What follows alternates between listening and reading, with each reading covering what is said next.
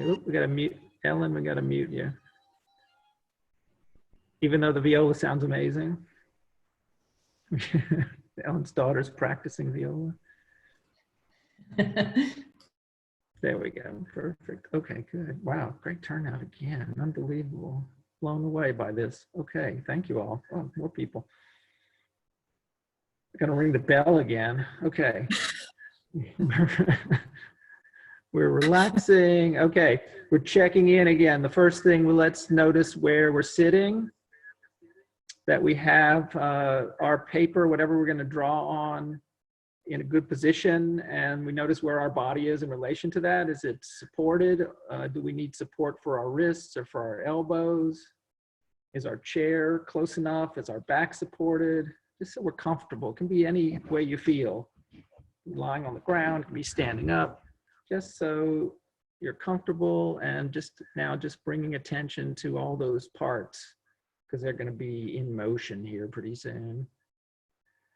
Today we're going to continue a little bit with some techniques, rendering techniques. This is kind of like, oh wait, I have to start. Oh no, I did start. Okay, good. Yeah, we're back to rendering techniques. This is like when you're learning a piano. I talked about you didn't expect to sit down and play Beethoven immediately. So we have to do scales and little warm-ups, voice exercises. These are going to be, today we're going to exercise our wrist a little bit. We're going to have some hand exercises.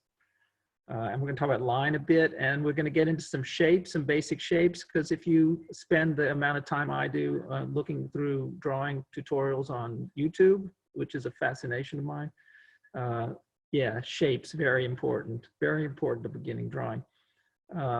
Also, I want to say that I'm giving very simple exercises here at the beginning, but of course we'll grow with the exercises, but there's nothing wrong with simple exercises when we look at it from a point of view of mindfulness and meditation, because many exercises in mindfulness are very simple, and it's about exploring the details and the textures of, say, the breath or the way the body feels in a slow pace that works really well for meditation.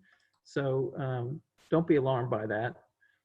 The other thing is that if there's a specific technique of drawing, because I know sometimes people come to the class wanting to learn a certain thing about rendering or wanting to learn a certain thing about perspective or whatever. If there's any of that that you're interested in, please be in touch, and I can see when that'll come up and let you know, or maybe I can work it in some way. So I'm perfectly willing to address aspects of drawing, all sorts of drawing, if that's of your interest. Okay. So I'm going to start sharing my screen. There we go. And get into Vectorinator, and I'll give you the first exercise. Okay. So you should be seeing like a white screen there. All right, so this is a wrist exercise, a little warm-up exercise. It's pretty simple, but really a lot of fun. We just start with a point. Remember our cosmogenic moment, our point there. So we start with a point, and then we just pull a line away from the point like that. And then we pull another one around. It's just simple. But what we do is we work around, holding our hand basically the same position. We work around the circle. Now, the tendency, a lot of times when we draw, I do this especially because I'm very good at cross-hatching and making lines in one direction. My wrist gets very built up drawing one way. And so when I want to cross-hatch a certain way, I turn the paper around, and then I hatch, and my wrist is moving the same. That's not what we want to do. You see, I cross-hatch that way. That's not what this exercise is about. This exercise is about taking a point and pulling it and keeping our wrist in the same position. So then we start to have to draw at odd angles. We're pulling down, we're pulling toward ourselves. And we're going to work our wrist so that we draw in all directions.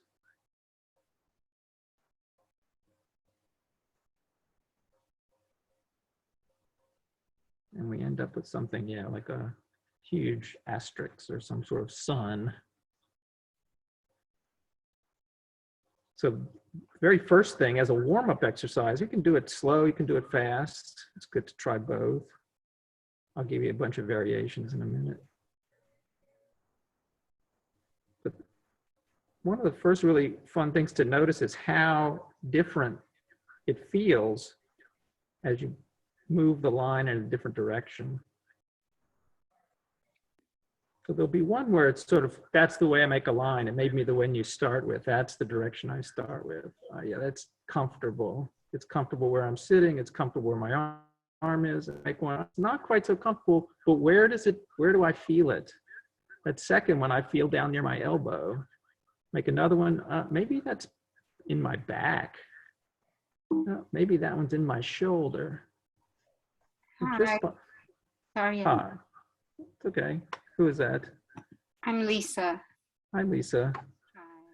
So I just ask you to put your microphone on mute. Okay. If you can, but if you have a question, you know, unmute and ask it for sure. Okay, so we're continuing to draw these and we're noticing, first thing we're noticing is the different ways the different line directions manifest themselves physically.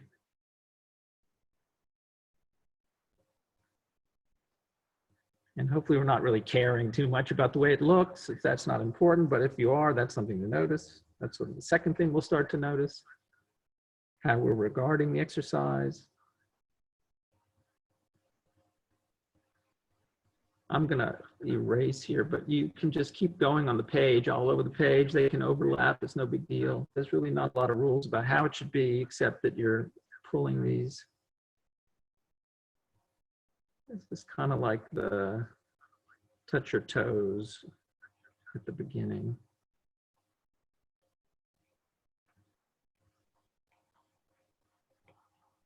Another thing to try is to go heavily, push heavily, or turn your pencil to the side and go broadly at the beginning and then lighter as you go out, which is a little bit hard to do on the, see if I can do it with this tool.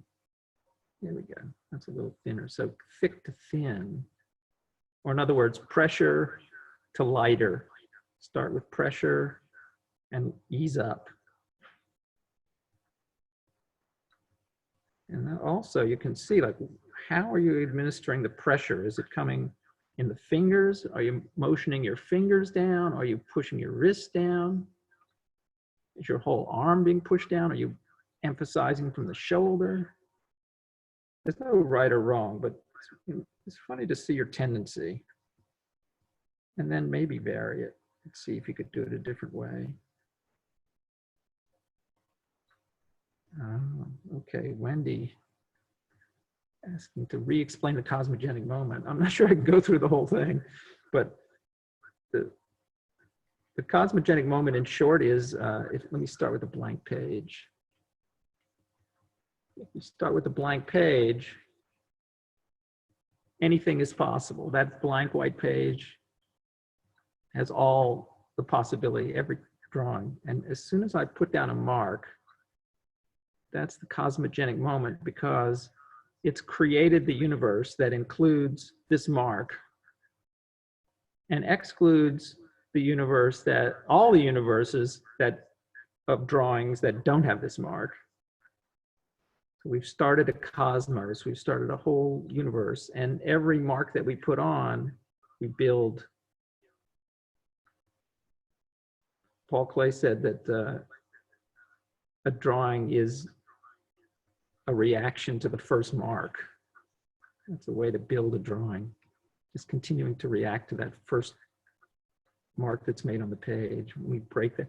And cosmogenic moment is a way sometimes we get past a block, creative block, is that we just make that mark and then we react to it, as opposed to trying to overthink what it is we're going to draw. And some people take paint when they start a painting and they just flick it onto the canvas.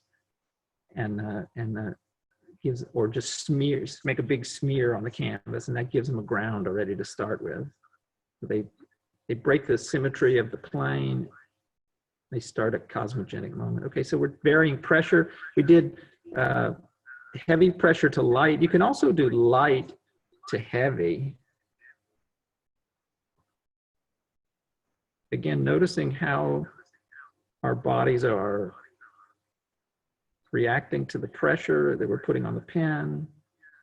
If it causes any discomfort, you know, so think about that. Maybe we have to draw a little bit differently. Maybe it discover something. Okay. Also, I'm noticed when I do this, I have a certain sense of spacing. You can notice that in yourself, how your natural tendency is to space. Do you like to space them really closely? Do you like try to make them, sometimes when I'm drawing, I start about 1 o'clock and I work around clockwise. That's just sort of my natural tendency, I notice. But when I get down here to about 4 o'clock, there's kind of a gap for some reason. Maybe it's some quantization of the muscle or something, or just I just make a jump. So, and then I always go back and fill it. So that's an interesting thing to note. Anytime you can notice a tendency that you have, this unspoken rule that's in your mind, sometimes those are just arbitrary, and sometimes when you uncover them, you find some deep stories in there. I think I tell one in the book about color, that I used to color drawings, never letting two colors be next to each other, the same color next to each other. And then much later, years later, I remembered my mother was a mathematician telling me about what was called the 4-color problem. She was trying to interest me in doing a science fair project on it. And that's where you figure out how you can use 4 colors to color a map where no 2 colors sit next to each other. So somewhere in the back of my mind was percolating this exchange. It wasn't traumatic, right? It was actually an interesting thing, but still somehow it worked its way into influencing me. So I'm just saying, there might not be something connected, but sometimes when you notice a tendency, there's sometimes something that's interesting going on. Okay, the next thing we can do, if you've got some of these sun shapes drawn out, is pick one, and then we draw around the outside of it like that. Yep, that makes it kind of more like a leaf, maybe, something like that. And that gives us a pattern. And then we have the ability to do what we were doing last. Yeah, sorry. Am I supposed to be seeing, like, I'm not seeing the tablet thing, like something is, oh, you're I not? must have done something. Okay. Are you supposed to be there on the screen? Are the people, when I'm drawing should be on the screen. Is that not happening? I don't know what I did. Try doing the gallery view. Are you in gallery view? Yeah. Oh. Okay. I'll play around with it. Thanks. Okay. Still learning Zoom. I don't know what to say. I don't know how it goes away. Okay, so I'm outlining the tips of the line from the star shape. Okay, so we can go back now and we can do what we were doing last week, was we can copy the shape. So we go interior here and we try to follow that line and copy that shape. And so we start working that muscle that compares and tries to match shape. That's a nice way to do it in here. Just duplicating each line segment as best as possible.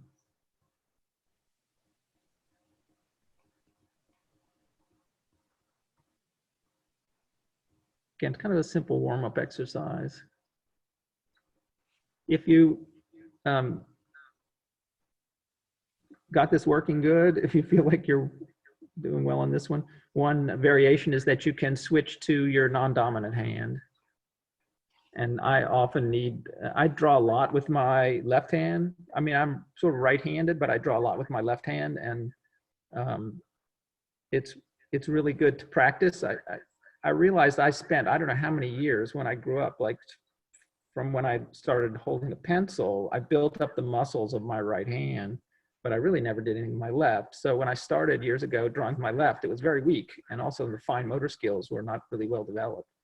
So it's fun to do a simple exercise with the other hand and see where your coordination and muscle is in that hand. And I'll talk a lot about drawing with a non-dominant hand and why that's important. And we'll do some of that, but that's another variation of this exercise. Any of the simple exercises, if you feel like you're warmed up on your right, you can, or your left, whichever you use, you can switch over.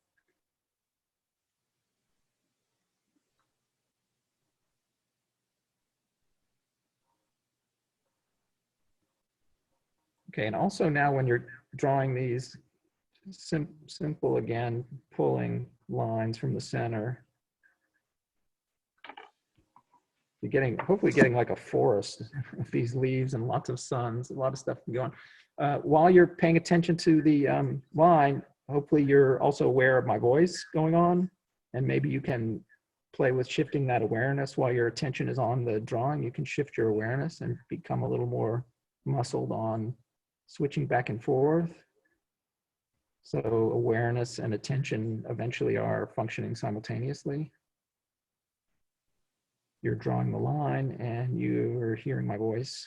You're drawing the line and you notice the pressure on the chair. You're drawing the line and you hear background noise. So we're playing around with expanding our awareness, our peripheral awareness, as we're putting our attention on the marks. And then when we start doing insight practice, the mind will drift a little bit, and that muscle will be very useful to notice when that happens and see where it's going. So yeah, simple practice, but it'll be useful in more involved works. Okay. Anita, did you find the screen again? I'm going to show a couple of pictures.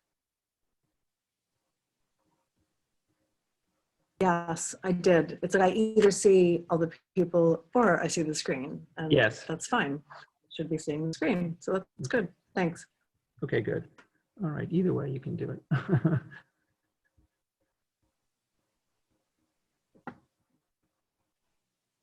Okay, now you can keep drawing that, keep doing those exercises. I'm going to switch and show some pictures. So this one you remember, this was the positive negative space. I'm going to talk about negative space a little bit, and then we'll do a little negative space exercise. So important. This is, again, this kind of flipping, foreground, background, flipping. When I was just talking about attention and awareness, we'll be able to flip between what our attention is on and then peripherally what's happening.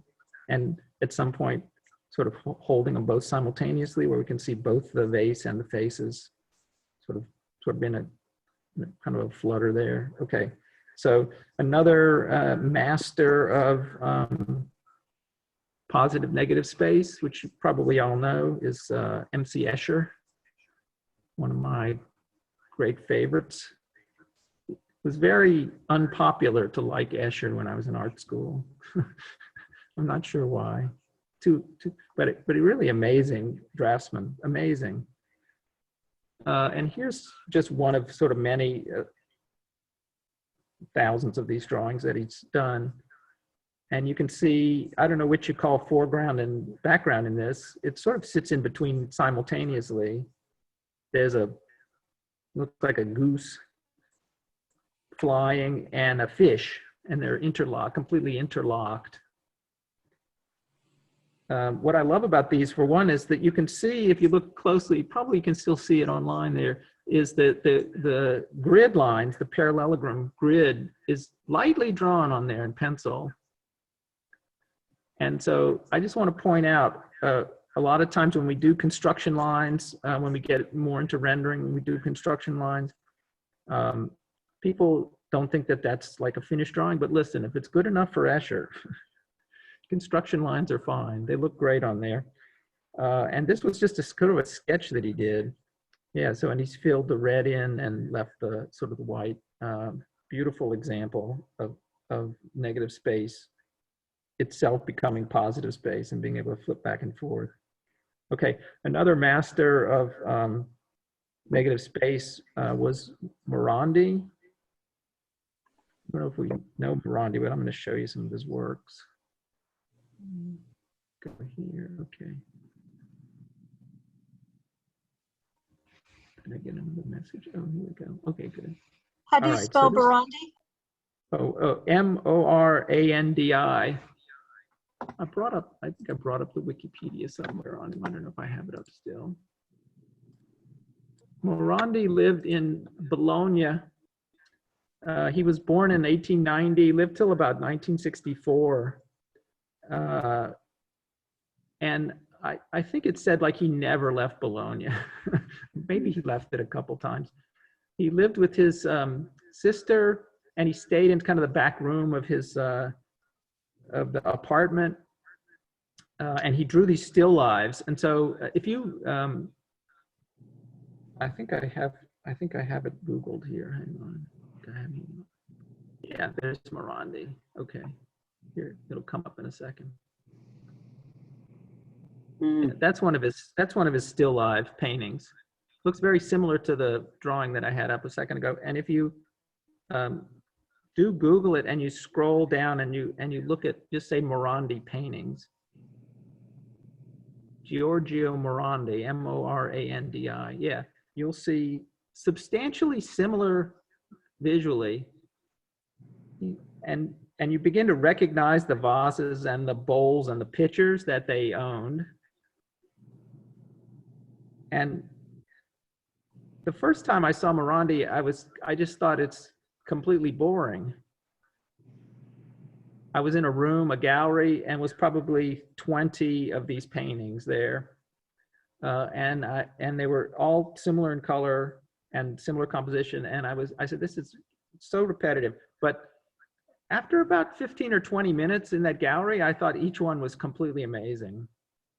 And somehow he was able to look so carefully at each piece, and you begin to see the weather changes and the mood changes and the lighting changes that were going on each day. It was kind of like a diary. And when he rearranged things and how he rearranged things. So there was great depth in that. And I like to show Morandi.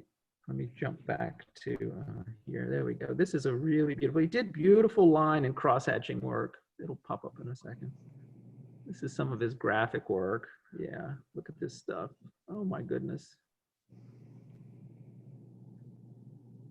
I'm looking at this kind of, I don't even know what it's like a rectangular object with a skinny neck.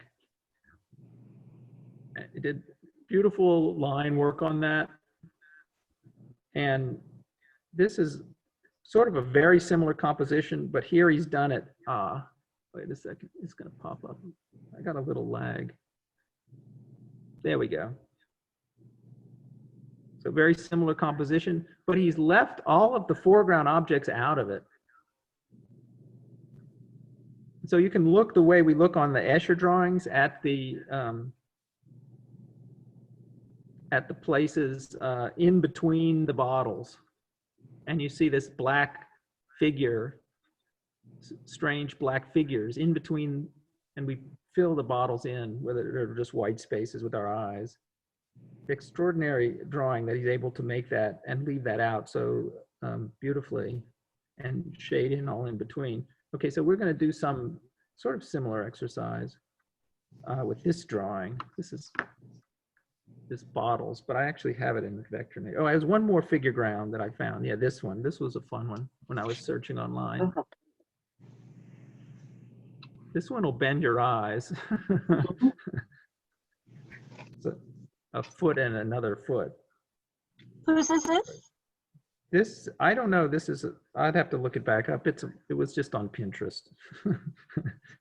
This was an artist unknown on this one. This one is one of those where your eyes get really trapped into the negative spaces.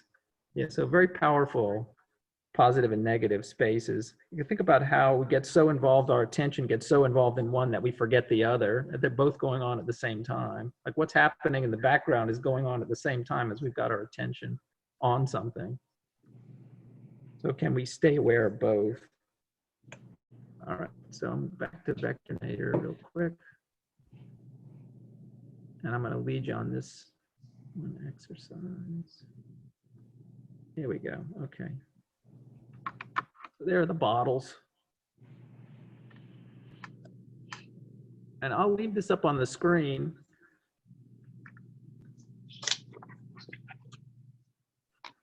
Okay, and the idea is that we begin to draw, looking at the shapes in between the bottles. Let me take this away. There we go. That's a little better.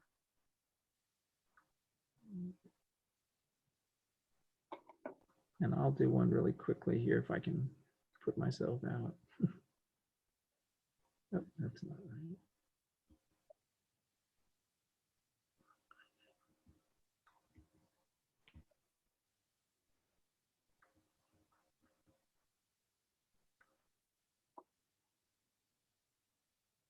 I'm just trying to copy that shape.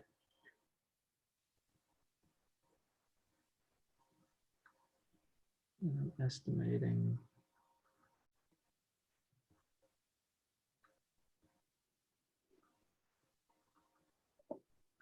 When I'm drawing that line, that second line, I'm really looking at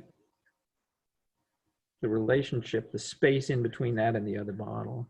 So that's more or less what we want to do.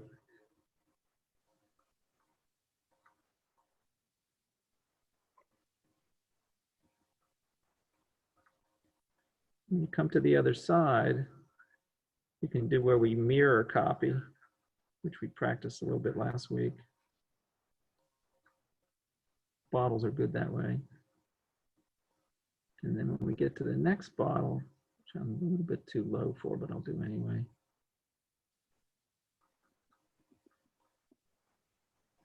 We're looking at the shape in between. Yeah.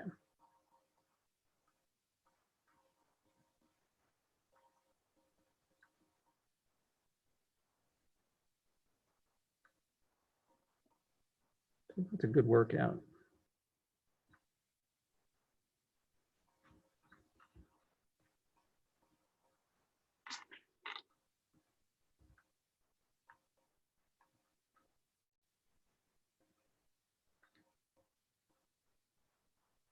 Yeah, I can see, yeah, looking up and looking down and trying to copy. That's good. That's where you start to get, like, my head gets a little warmer, I think, somehow. Get a little more focused. That's a good thing. That's a good way to warm up. So I'm going to go forward with simple exercises. As I said, if you want more specific exercises, or you have a thing in drawing that you'd like to see covered, please communicate with me. I heard from a lot of people this week, it was really quite satisfying that people were starting to draw again, and they were finding the simple exercises useful, which is wonderful. So I'm trying to really organize it so I balance people with the drawing experience, have things, people with meditation experience get some things. So let me know where you are and what you think. That'll help out. We're going to go to shading probably next week. We'll start with a little bit of shading, which is fun. And then I'm going to do a section on kind of optical tricks, because when we start with simple optical tricks, we realize a lot of what happens in drawing and painting is fooling perception, fooling the eye, in the same way we did the faces and the vases was an optical trick. And a little bit of perspective. All that's part of realistic drawing, which also is to say concentration meditation is associated with realistic drawing for me. And yeah, the basics are getting ourselves concentrated. But there's plenty more. There's systematic drawing, which is a whole different style of drawing, which we'll get to. And then improvisational drawing, which I think is the practice I do the most, which is a wonderful practice. All of that is part of building concentration. And after that, we start with some insight practice and start reading the drawings and talking about what's coming up. So That's just to lay out where it might go. And after that, following that is some theory and more general topics. There's V.S. Ramachandran, who talks about synesthesia. I'd like to touch on that at some point. And also Christopher Alexander and others who have laid out what they call sort of basic rules for drawing. So lot to go on to. Okay, so this exercise is good for one, looking at negative space and not looking at the object. We practice focus and attention to detail. Hopefully this practice helps you let go of labels, so you don't think necessarily you're trying to draw a jar or a bottle, but you're just being aware of the shapes in between. And also hopefully you can discover some interest in the drawing, some part of that drawing. Maybe the way that the top of the bottle starts into the neck. That's the part I really like to draw a lot, is where the rim of the bottle kind of cuts down and in and starts the neck. And sometimes I'll just draw that part, you know, just to try to get the simple lines to represent the shape. So how we doing there? Okay, let's do, we're gonna switch and do another set of things. But let me get a new drawing up. I'll tell you, I'll post this drawing onto the Facebook group, hopefully this evening. So if people want to continue copying this, it's fine, but you're also welcome to find images online. There's tons of them that you can use. I think I just Googled glass bottles or something like that to get this, but you can find these images. But I'll post this if you want to continue to work with that one. Especially the jug on the right, the negative space inside the handle and the shape of the handle is a great way to practice negative space. That area is really, really fun. And the area between the spout and the neck is also a really great one. I didn't know we talked about jug handles in the drawing bee this week. That's very funny. There's a jug handle for you. Okay. I'm going to get a new one.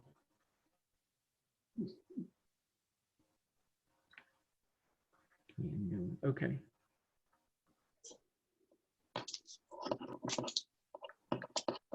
Okay, so now we're going to do something in a sketchbook style. And so I saw a great video about doing sketchbook pages this week, which was really fun.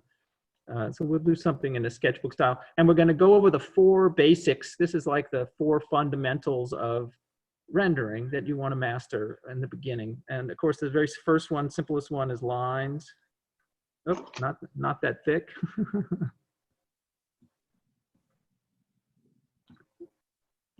I need to make this.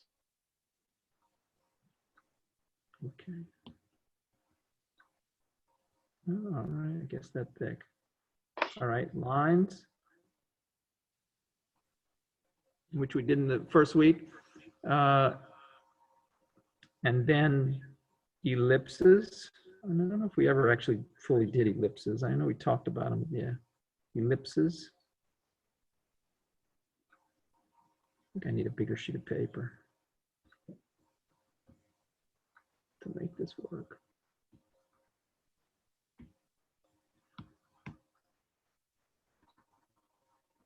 Try this one.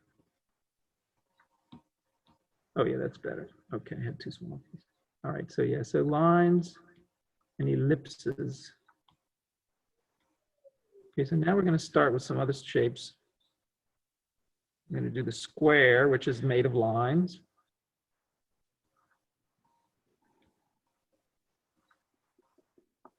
And this was a trick that was taught to me by my father when I was really little, and I was always amazed by it. If you draw a square, and then you start at the center of that square and you draw another square, everybody must know this.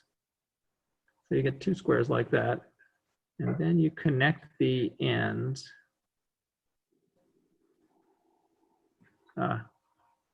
You get what looks like a cube.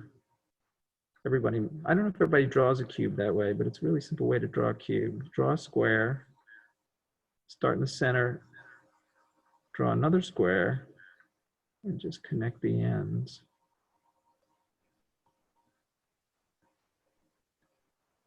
one of the things that I think is interesting, and it came up when I was doing this too, is that when I'm drawing a square, if I start and go to the left and down to the right and then back up, I do a quote better one than if I start at the top and go right and down. And does that make sense?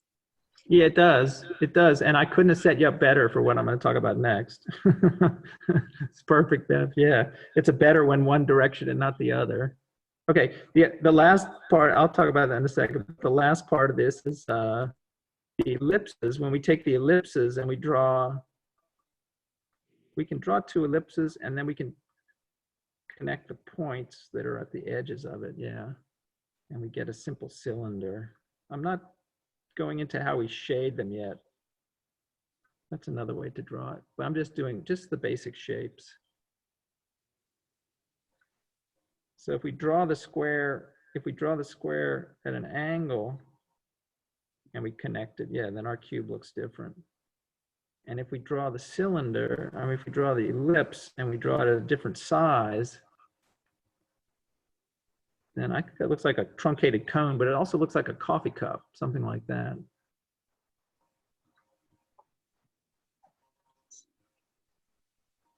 This one I drew without drawing the bottom cylinder. And of course, if you draw the square and then you just project back the lines, you can draw the cube so it looks more solid. It doesn't have the back lines. So I'm going to erase and start over.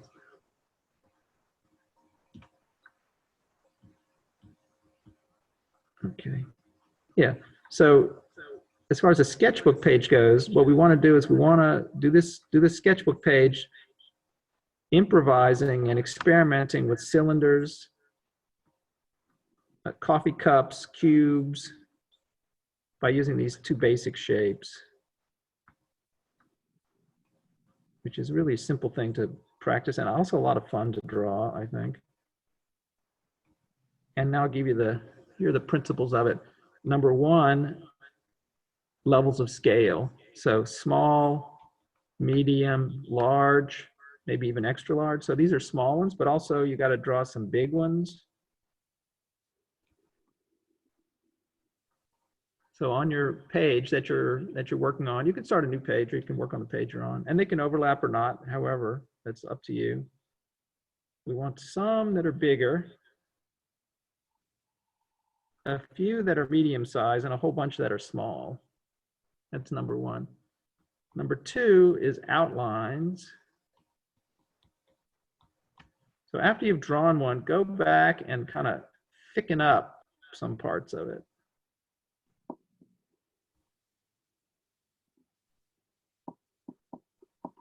So some edges are darker. And if you want to do a little shading, you can sort of fill in one side of the cube. Back to the lines, hatch in some lines. That's also okay.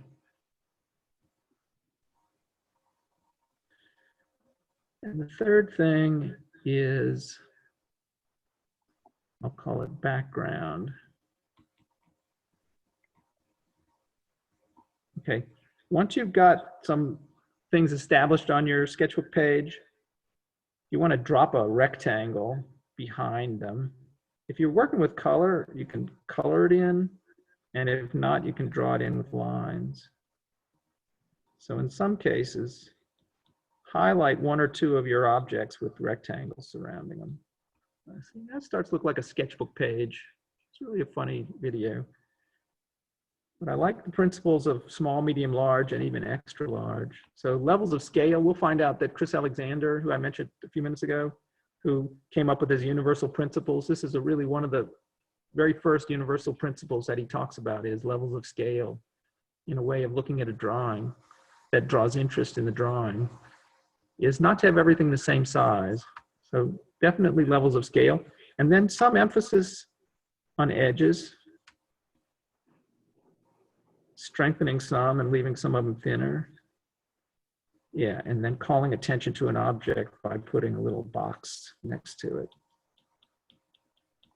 That one I definitely never heard before, but it's kind of fun. Okay, so we're going to work on a sketchbook page. What right. did you mean by that? What's that? Sorry. The little box next to it with some, what was that?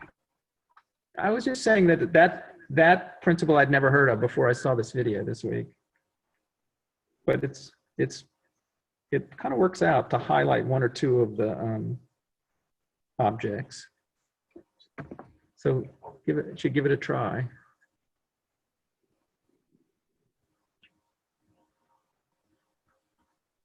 Oh, where Okay, is so- that on your drawing that you're talking about?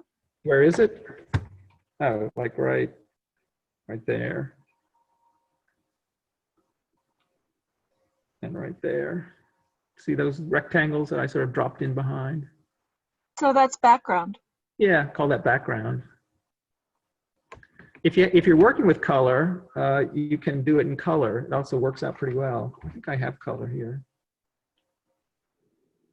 But I was just assuming everybody's working with blue.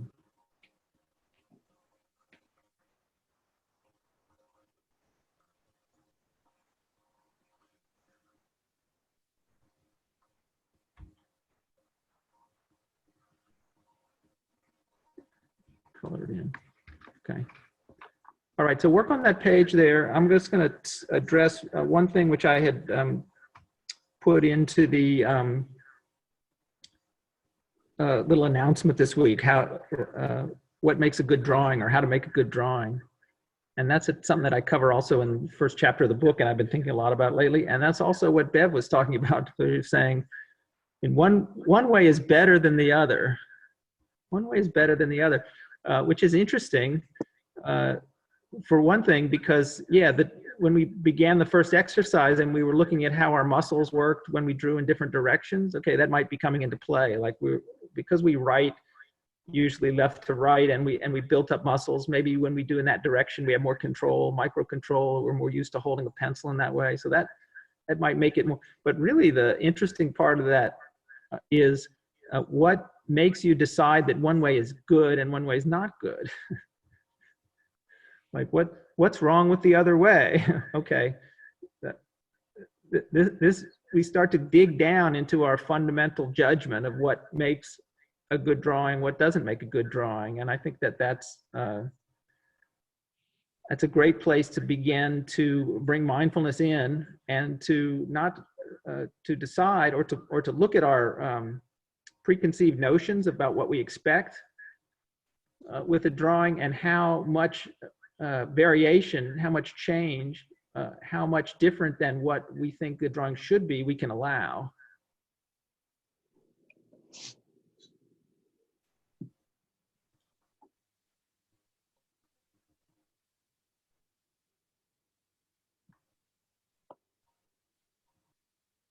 So after we ask, how do you make a good drawing? We could expect to be given a lot of instruction about how to move our hand physically or how to see, the kind of exercises I'm giving. That's one way we can address how to make a good drawing. But we can also say, when someone says, how do we make a good drawing? We can say, well, yeah, it's like this. It's exactly what you're saying. That the answer is actually in the question of how to make a good drawing. So let's take apart the question for a second. You have a creative spirit, a spirit that wants to create, to make, that somehow resonates with proportion, with color, that gives you a lift when you see beauty, and a great feeling when all of your mind and body are in harmony with being present with that kind of energy. So it's something deep down that is informing that judgment. And that's how you make a good drawing, is to be present with that. I'm not really defining that yet, as if I could. So if the drawing is going to function like a mirror, for instance, if we are drawing and we're frustrated, then when we look back at the drawing, what we're going to see is that frustration. So if the drawing is a mirror, you can really do well to embody that creative energy, to go to that place of fascination, that place of joy, and hold that in your mind as you draw. So in other words, how you make a good drawing is to be with that creative energy as you draw. And that's going to mirror that out. So I'm asking you to slow down and keep making marks. So the point is a subtle point, and I don't know if I'm doing the best job of getting it across, but I'm trying. Somewhere in your mind, when you say good drawing, when you say what is a good drawing, there's a flash, there's a moment when your mind brings up what's a good drawing. Somewhere embodied in that question is an idea of what that good is.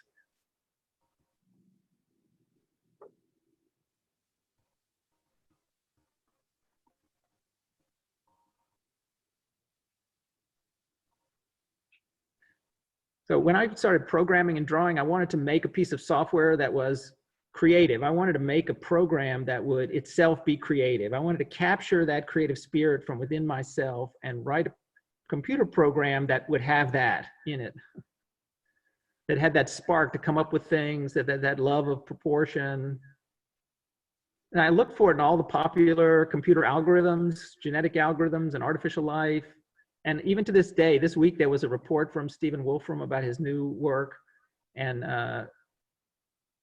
I was reading that, even still looking in the algorithms, but I didn't find it in the algorithms. I didn't find that the computer could ever embody what that was. So at the time, this was in the late 90s, I went looking for that creative spark inside myself to learn, to know more about it. I tricked myself into thinking that that I was solving a computer programming problem, and that allowed me to spend many hours looking inside and trying to like discover, when I was making a drawing, that discernment. Like when I talked about the early exercise where we were pulling lines, and I said, notice those things about yourself. Yeah, it's that direction, to notice what it is in you that's deciding what it is you should be doing.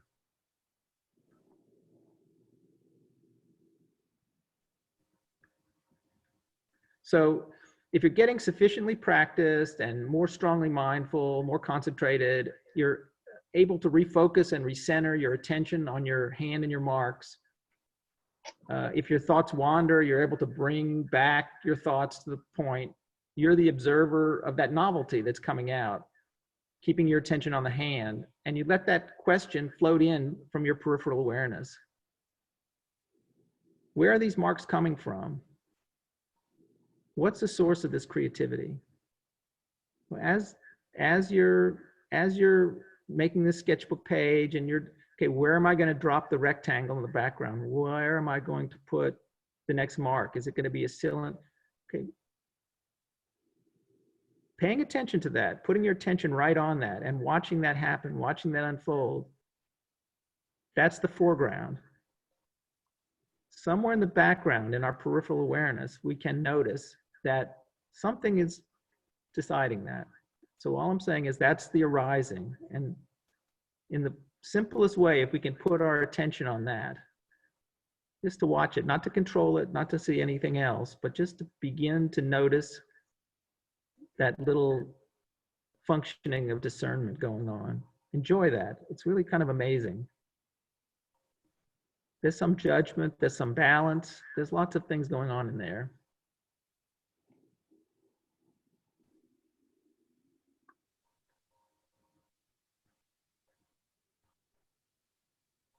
As soon as you turn to seek that, as soon as you turn to look in that, yeah, you're in that state. And the drawing that come out is a good drawing.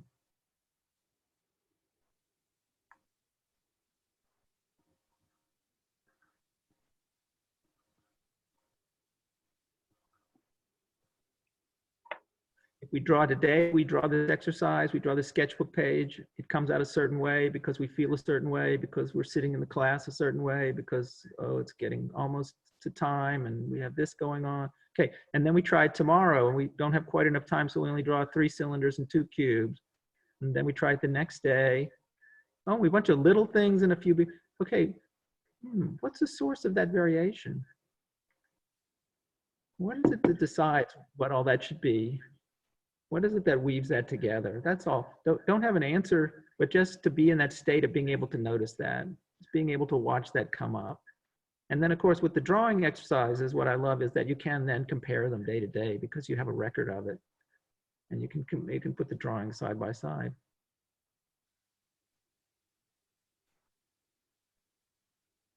Okay, well, this flew by for me. So, but we still have a few minutes. So if there's any question, I like to hear anything at the end if someone has a question.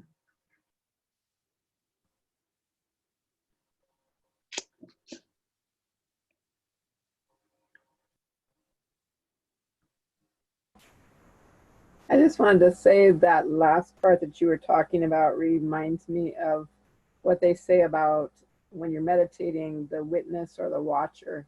I like that. I never thought about that in the art practice. Thank you. Yeah, exactly. That was, I called it the wrong question, but the right answer when it happened, because the question was, could I write a piece of software that became the observer? And it was impossible.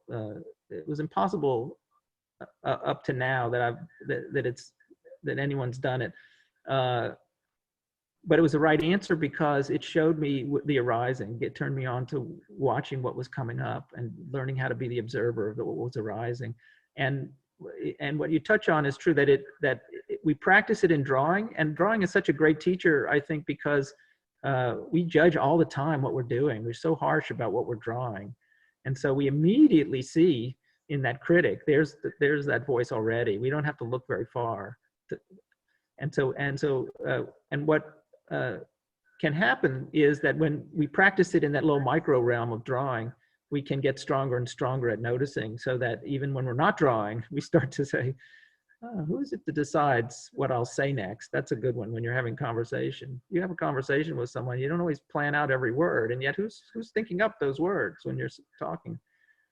Or the direction that you walk, or what you decide to do next during your day. It starts to broaden, so it becomes a very good starting practice. Yeah, so thanks for pointing that out.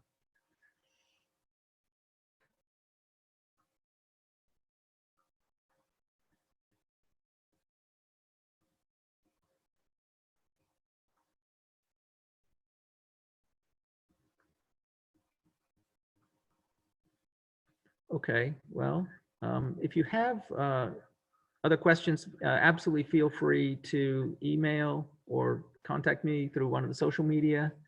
If you want to post your sketchbook pages, the Facebook group is good, or Instagram is good, and you can tag @Drawing Your Own Path, and I'll see them. Again, we're here weekdays at 11 for silent drawing.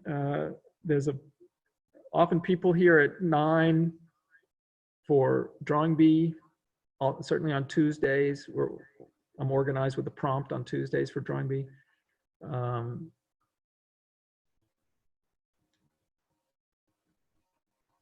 I think that's all. Thank you for being here. I appreciate it. It helps me a lot to organize. And yeah, next week we'll go into some shading exercises and see where we get. Thank you all. What is the drawing bee? It's on Tuesday Oh. evenings? Yeah, Tuesday at 9. It's like a social hour for the community, for the Drawing Your Own Path group, for all the creative contemplatives that want to get together and draw. So I provide a prompt, and you're welcome to follow, or you don't have to follow the prompt. And we draw, and then close to the end of the hour, whoever is comfortable and wants to share can show their work. And it's a very positive environment, a lot of positive feedback. So the drawing bee has been going on almost 3 years now. And that's Something like that. Tuesday at 9 p.m.?